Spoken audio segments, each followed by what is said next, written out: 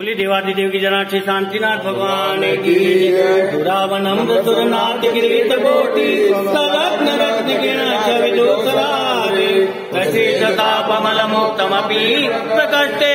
भक्त्या जले जिनपति बहुधाम विचेन्ये ओम ह्रीं श्रीं क्लीं ऐं मरं बम मम हम सम तम पम बम वम मम मम हम हम सम सम तम तम पम पम जम जम जीं जीं श्रीं श्रीं ह्रां ह्रां ह्रीं ह्रीं द्रवे द्रवे ओम नमस्ते भगवते श्रीमते पवित्र जलधारा करोमि स्वाहा ओम ह्रीं श्रीमंत भगवंत कृपालसन विशाभित महावीर बने चतुर्विद तीर्थंकर परम देवाय आदनामादि जम्बूदीपे भरत क्षेत्रे आर्यखंडे भारत देशे राजस्थान प्रांते जिला उदयपुर श्री दिगंबर शांतिनाथ भगवान जैन मंदिर पिपली क्षेत्रे ऋषभदेव केसराजित भादव सुदी शुक्ल पक्षे विनिर्माण संवत 2550 विक्रम संवत 2081 संघ संवत 1946 शुभ दिन पंचमी वार रविवार दिनांक 8/9/2024 मुनियारिका श्रावक सार्वजनिक सकल कर्मचाय जलधारा करोमि स्वाहा तम पूजिका नाम प्रतिपालका नाम